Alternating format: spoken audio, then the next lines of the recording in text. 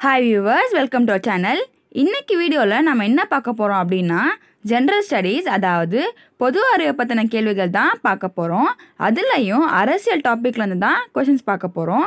இந்த கொஷின்ஸ் பார்த்தீங்கன்னா cooperative, Madras high court, TNPSC, Simcoe மற்றும் இது போல் இருக்கிற எல்லா எக்ஸாம்ஸ்லையுமே கேட்கக்கூடிய முக்கியமான கேள்விகள். ஸோ வீடியோவை ஸ்கிப் பண்ணாமல் முழுசாக பாருங்கள். நம்ம லாஸ்ட் வீடியோவில் பார்த்தீங்கன்னா இந்த டாப்பிக்கோட பார்ட் சியிலேருந்து ஃபியூ செட் ஆஃப் கொஷின்ஸ் பார்த்துருந்தோம். இன்றைக்கி வீடியோவில் இன்னும் சில செட் ஆஃப் கொஷின்ஸ் தான் பார்க்க போகிறோம். அண்ட் அதுக்கு முன்னாடி நீங்கள் இப்போ தான் நம்ம சேனலில் ஃபஸ்ட் டைம் பார்க்குறீங்க அப்படின்னா மறக்காமல் சப்ஸ்கிரைப் பண்ணிவிட்டு பக்கத்தில் இருக்க அந்த பெல் ஐக்கானையும் ப்ரெஸ் பண்ணிடுங்க. அண்ட் அப்படியே கமெண்ட்ஸில் தேங்க்யூங்கிற ஒரு மெசேஜும் போட்டுருங்க. ஏன்னா நீங்கள் போடுற அந்த ஒரு தேங்க்யூ மெசேஜ் எங்களுக்கு இது போல் இன்னும் நிறைய வீடியோஸ் க்ரியேட் பண்ண ஒரு மோட்டிவேஷனாக இருக்கும்னு நாங்கள் நம்புகிறோம். சரி வாங்க வியூவர்ஸ், கொஷின்ஸை பார்க்கலாம். 141வது கேள்வி பார்த்தீங்கன்னா இந்திய அரசியலமைப்பு சட்ட வரைவு குழுவின் தலைவர். இதுக்கான பதில் அம்பேத்கர். 142வது கேள்வி இந்திய அரசியல் அமைப்பின் தந்தை என்று அழைக்கப்படுபவர். இதுக்கான பதில் அம்பேத்கர். 144வது கேள்வி பார்த்தீங்கன்னா இந்திய அரசியல் அமைப்பு சட்டத்தில் எத்தனை சட்டப்பிரிவுகள், எத்தனை அட்டவணைகள் இருந்தன? இதுக்கான பதில் 22 பாகம், 395 சட்டப்பிரிவு மற்றும் 8 அட்டவணைகள்.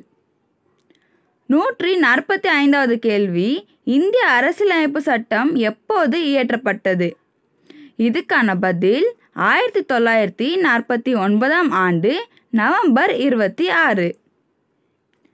146வது கேள்வி இந்திய அரசியலமைப்பு சட்டம் எப்போது நடைமுறைக்கு வந்தது?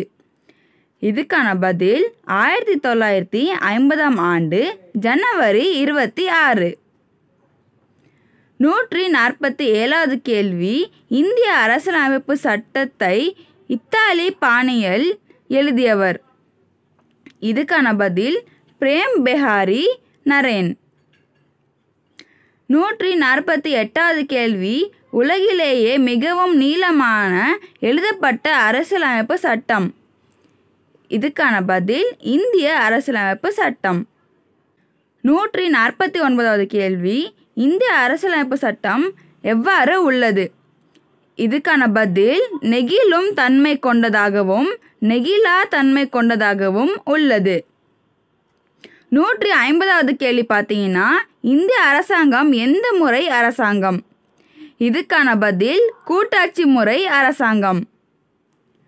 151வது கேள்வி இந்தியா எந்த குடியுரிமை வழங்குகிறது? இதுக்கான பதில் ஒற்றை குடியுரிமை. 152வது கேள்வி இந்திய அரசியலமைப்பிற்கு முன்னுரை அல்லது முகப்புரை என்று அழைக்கப்படுவது. இதுக்கான பதில் முகவுரை. 153வது கேள்வி இந்திய அரசியலமைப்பு சட்டத்தின் திறவுகோல் என்று அழைக்கப்படுவது.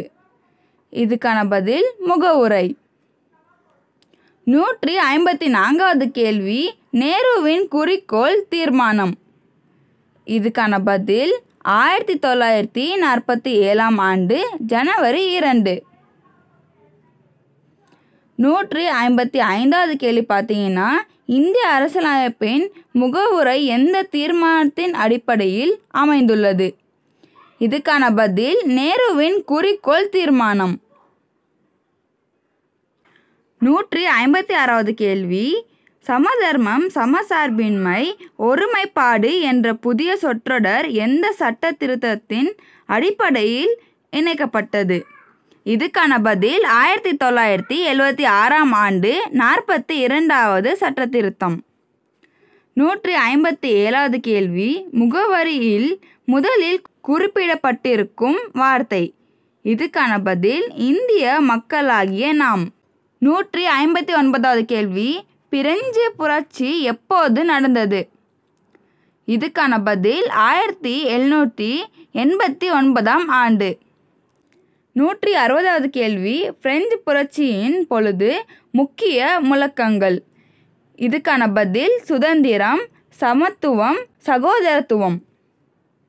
161வது கேள்வி, சிட்டிசன் என்ற சொல் சிவிஸ் என்னும் எந்த சொல்லிலிருந்து பெறப்பட்டது? இதுக்கான பதில் லத்தீன் சொல். 162வது கேள்வி, சிட்டிசன் என்றால் என்ன பொருள்? இதுக்கான பதில் ஒரு நகர அரசில் வாசிப்பவர். 163வது கேள்வி, இந்திய குடியுரிமை பற்றி கூறும் பகுதி. இதுக்கான பதில் 2வது பகுதி. 164வது கேள்வி, இந்திய குடியுரிமை பற்றி கூறும் விதி. இதுக்கான பதில் 5 முதல் 11 வரை. 165வது கேள்வி, குடியுரிமை சட்டம் எப்போது இயற்றப்பட்டது? இதுக்கான பதில் 1955ஆம் ஆண்டு. 166வது கேள்வி, குடியுரிமை சட்டம் அரசியலமைப்பு சட்ட திருத்தத்தால் எத்தனை முறை திருத்தம் செய்யப்பட்டுள்ளது?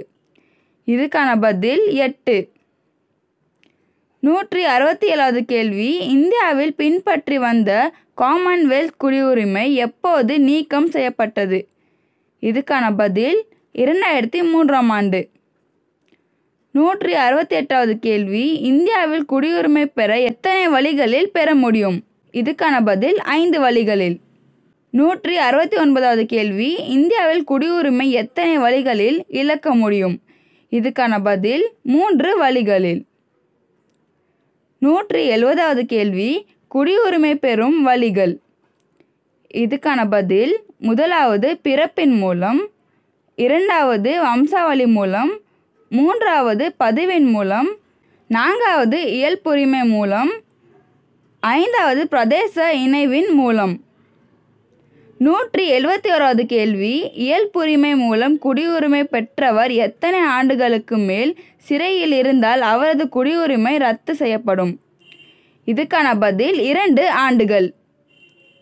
172வது கேள்வி, அடிப்படை உரிமைகள் பற்றி கூறும் பகுதி. இதுக்கான பதில் பகுதி 3. 173வது கேள்வி, இந்தியாவில் உள்ள அடிப்படை உரிமைகள் எந்த நாட்டிலிருந்து எடுக்கப்பட்டது? இதுக்கான பதில் அமெரிக்கா நாடு. 174வது கேள்வி, இந்திய அரசியலமைப்பு சட்டம் நடைமுறைக்கு வந்தபோது எத்தனை அடிப்படை உரிமைகள் இருந்தன? இதுக்கான பதில் 7. 175வது கேள்வி, தற்போது இந்திய அரசியலமைப்பு சட்டத்தில் எத்தனை அடிப்படை உரிமைகள் உள்ளன? இதுக்கான பதில் 6. 176வது கேள்வி, இந்தியாவின் மகாசாசனம் என்று அழைக்கப்படும் பகுதி. இதுக்கான பதில் பகுதி 3. 177வது கேள்வி, அடிப்படை உரிமைகள் பற்றி கூறும் சட்ட விதி. இதுக்கான பதில் 12 முதல் 35 வரை. 178வது கேள்வி, எந்த அரசியலமைப்பு சட்ட திருத்தத்தின்படி சொத்துரிமை அடிப்படை உரிமையிலிருந்து நீக்கப்பட்டது? இதுக்கான பதில் 44வது சட்ட திருத்தம் 1978ஆம் ஆண்டு. 179வது கேள்வி, சொத்துரிமை நீக்கப்பட்டதன் காரணமாக எந்த அரசியலமைப்பு சட்டப்பிரிவு நீக்கப்பட்டது? இதுக்கான பதில் 31ஆம் சட்டப்பிரிவு. 180வது கேள்வி பார்த்தீங்கன்னா, சொத்துரிமை தற்போது சட்ட உரிமையாக இங்கு வைக்கப்பட்டுள்ளது. இதுக்கான பதில் பகுதி 12 பிரிவு 300A. சரி, ஓகே வியூவர்ஸ், அவ்வளோதான். இன்றைக்கி வீடியோவில் நம்ம என்ன பார்த்துருக்கோம் அப்படின்னா, ஜென்ரல் ஸ்டடீஸ் அதாவது பொது அறிவை பற்றின கேள்விகள் தான் பார்த்துருக்கோம். அதுலேயும் அரசியல் டாப்பிக்கில் தான் கொஷின்ஸ் பார்த்துட்ருக்கோம். இதோட நெக்ஸ்ட் செட் ஆஃப் கொஷின்ஸை நம்ம அடுத்த வீடியோவில் பார்ப்போம். இந்த வீடியோ உங்களுக்கு பிடிச்சிருந்தா அண்ட் யூஸ்ஃபுல்னு தோணியிருந்தா மறக்காமல் ஒரு லைக் போட்டுருங்க. அண்ட் அப்படியே கமெண்ட்ஸில் தேங்க்யூங்கிற ஒரு மெசேஜும் போட்டுருங்க. ஏன்னா நீங்கள் போடுற அந்த ஒரு தேங்க்யூ மெசேஜ் எங்களுக்கு இது போல் இன்னும் நிறைய வீடியோஸ் க்ரியேட் பண்ண ஒரு மோட்டிவேஷனாக இருக்கும்னு நாங்கள் நம்புகிறோம். அண்ட் இந்த வீடியோட எந்த பார்ட்லாச்சும் உங்களுக்கு ஏதாச்சும் டவுட்ஸ் இருந்தால் தயங்காமல் கமெண்ட்ஸில் கன்வே பண்ணிடுங்க. நாங்கள் உங்கள் எல்லாரோட டவுட்ஸுமே கண்டிப்பாக கிளியர் பண்ணி வைப்போம். தேங்க்யூ.